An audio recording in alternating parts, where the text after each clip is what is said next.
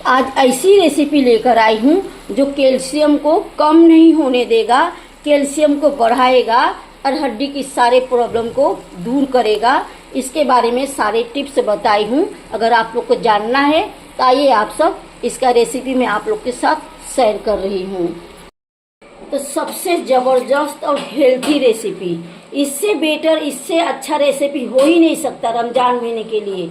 और सबसे बड़ी बात है, इसका कोई भी चीज़ हमें फेंकने नहीं पड़ेगा और इसमें कैल्शियम होता है।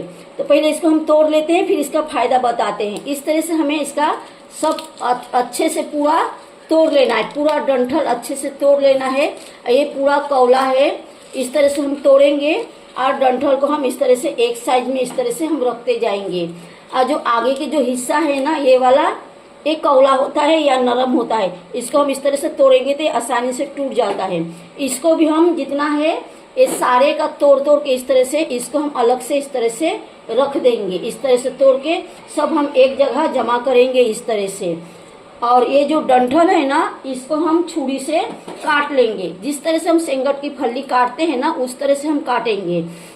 इस तरह से हम देखिए, एक कौला है तो इसमें ज्यादा छिलका नहीं है, अगर कहीं रहेगा तो आप इस तरह से छील लीजिएगा। उल्टे सीधे करके इस तरह से छील लेना है और सेंगट के फली के जैसा इसको छोटा छोटा टुकड़ा कर लेना है। सबसे ज्यादा फायदा आपको इसी में होता है, इसमें कैल्शियम होता है। देखिए इस तरह से निकल गया, इस तरह से हम निकालेंगे तो निकल जाएगा। जितना निकल जाएगा निकालिएगा, नहीं निकलेगा तो मत निकालिएगा। इस तरह से हम निकाल लेंगे।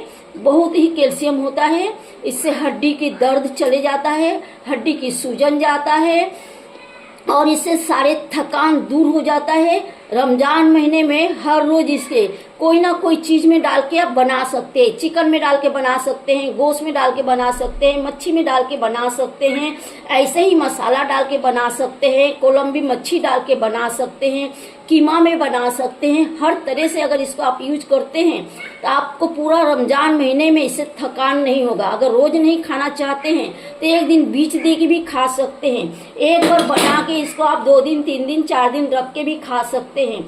और ये इसका बीज भी नहीं फेंकना है। बीज भी खाने में बहुत अच्छा लगता है। एक पटल आता है, पटल के बीज के जैसा लगता है।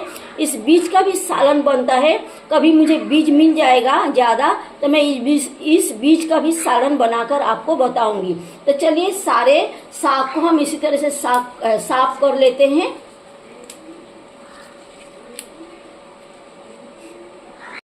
देखिए दोस्तों, साफ करके हो गया। छोटे छोटे जो पत्ते हैं उसको साइड में ले ली हूँ। बड़े वाले पत्ते को एक साइड में रखी हूँ ताकि काटने में आसान हो, डबल मेहनत ना हो।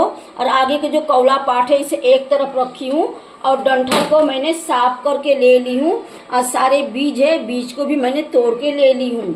अब हम क्या करेंगे, जो कौला पार्ट होता है इसको हम ले लेंगे और बारीक बारीक काट लेंगे। तो बताइए दोस्तों, आप सब कैसे हैं? उम्मीद करती हूँ आप सब अच्छे ही रहेंगे और बहुत खुश भी रहेंगे। मेरी दुआ है आप सब खुश रहिए, आबाद रहिए, दिन दुगनी रात चौगनी तरक्की करिए। आप सबकी घर परिवार खुशियों से भरा रहे और आप सबके चाहने वाले के साथ आप सबका हमेशा बना रहे। आप सबकी हर अच्छी वाली चाहत जल्द से जल्द पूरी हो जाए। आप सबकी बच्चों की 100 साल की उम्र हो। आप सबको सेहत तंदुरुस्ती भरी खुशहाल लंबी जिंदगी मिले। अब ये बड़े वाले जो है इस तरह से डंठल को हम अलग एक साइड कर लेंगे। इस तरह से क्या है, काटने में आसान होता है। डंठल को बारीक बारीक काटने पड़ता है और जो पत्ता है वो थोड़ा बड़ा भी कटेगा तो कोई प्रॉब्लम नहीं। आप लोग के पास चॉपर बोर्ड है तो उस पर रख के काटिए, मेरे पास नहीं है तो मैं हाथ से काट ले रही हूँ। दोस्तों आप सबसे एक रिक्वेस्ट करना चाहूंगी, प्लीज दोस्तों आप सब मिलके मेरे चैनल को आगे बढ़ाइए। लाइक शेयर सब्सक्राइब करके फुल वॉच करके सपोर्ट करिए। साथ में हाइप की बटन भी प्रेस कर दीजिए। सपोर्ट करने के लिए शुक्रिया, थैंक यू सो मच दोस्तों। प्लीज आप सब सपोर्ट करिए, आप सबकी सपोर्ट की बहुत जरूरत है। आप लोगों को एक चीज बताना चाहूंगी, हेल्थ के लिए कोई रिस्क नहीं लेना है। इस तरह से अगर छेदा रहता है पत्ते में, यानी कीड़े खाए हुए हैं, इस पत्ते को भी नहीं लेना है, फेंक देना है। अब पत्ते को अच्छे से खोल खोल के साफ करना है। देखिए कितने बुरे तरह से खराब है। ये जो होते हैं ना, इस तरह से ये जो कीटाणु होते हैं ना, उनके अंडे होते हैं। देखिए देखिए आप लोगों को नज़दीक से दिखा रही हूँ, देखिए यहाँ पे भी थोड़ा है, ये देखिए दिख रहा है ना आप लोगों को। तो इसमें कीटाणु को अंडे होते हैं, तो ऐसे पत्ते नहीं लेना है, नहीं तो हेल्थ के लिए बहुत ही नुकसान होता है। तो एक एक पत्ते को अच्छे से एक एक खोल के इस तरह से चेक करना है, चेक करके साफ करना है। तो ज़रूरत के हिसाब से पानी ले ली हूँ। अब चाय से कम, चाय की चम्मच से कम भर के एकदम पूरे इस तरह से 2 चम्मच नमक डाल देना है। ऐसे अच्छे से मिक्स कर लेना है पानी को, ताकि सारे नमक घुल जाए और पानी में पूरा मिक्स हो जाए।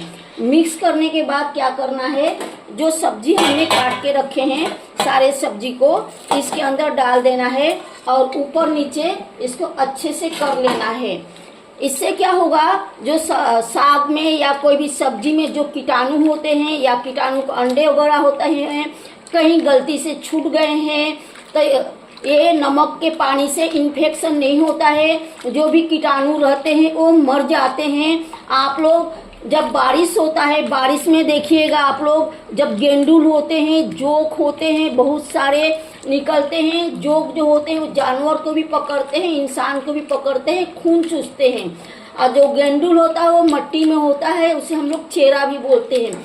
नमक से ये सारे मर जाते हैं। आप लोग को पता है तो कमेंट करिए, नहीं पता है तो भी कमेंट करिए और ट्राई करिए। तो कोई भी सब्जी को हम अगर इस तरह से नमक के पानी में 5 मिनट रखेंगे तो सारे इन्फेक्शन, कीटाणु वगैरह सब खत्म हो जाएगा।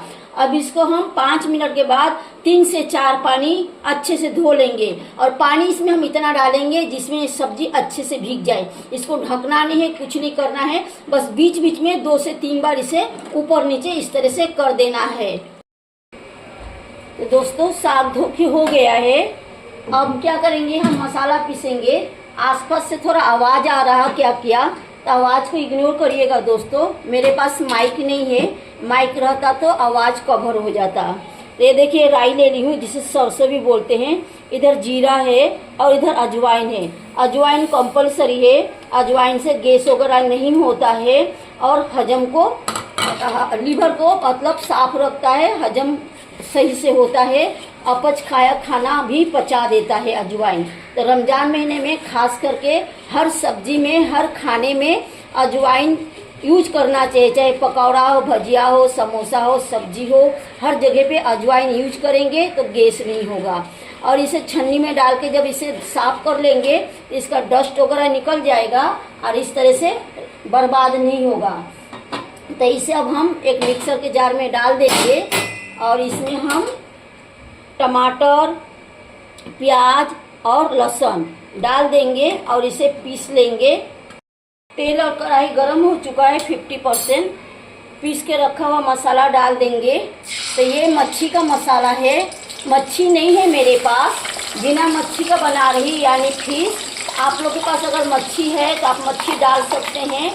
और मच्छी का मसाला कैसे होता है और मटन की मसाला यानी चिकन की मसाला कैसा होता है तो मैं भी आप लोगों को बता रही हूँ।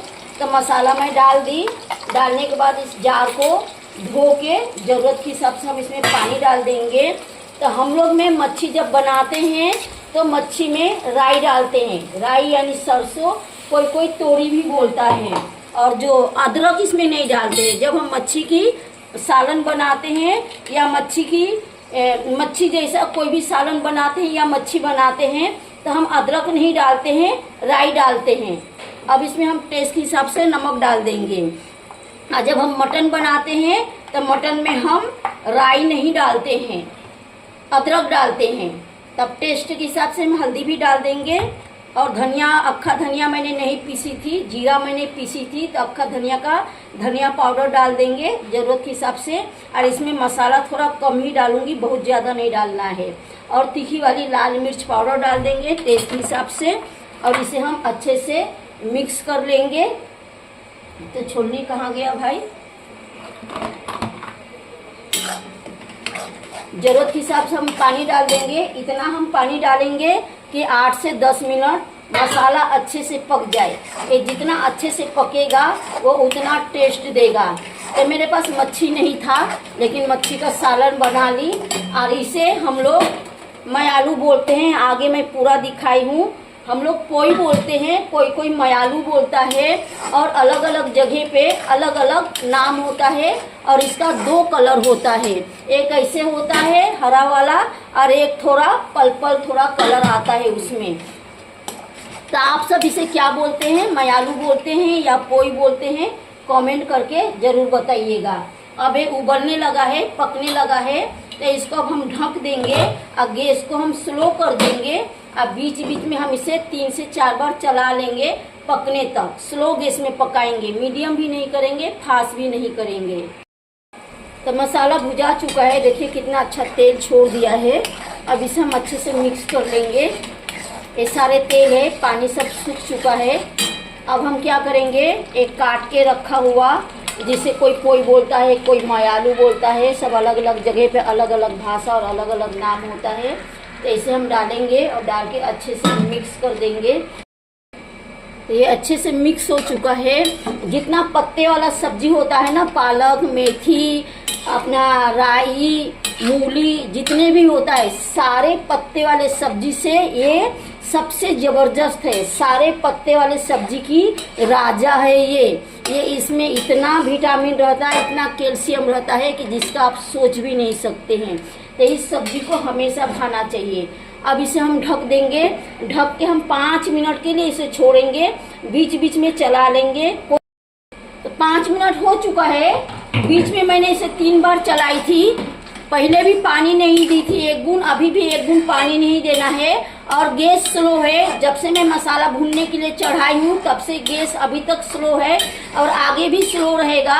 अभी ये गला नहीं है, तो इसे और पकाना है 5 से 7 मिनट तक। जितना भी टाइम लग जाए इसे गलने तक पका लेना है और 2-2 मिनट में इसे चला देना है। तो 5 मिनट के अंदर वापस से ये पक के रेडी हो जाएगा। तो चलिए इसे हम ढक देते हैं और गैस को स्लो रहने देंगे, फास्ट भी नहीं करेंगे और मीडियम भी नहीं करेंगे।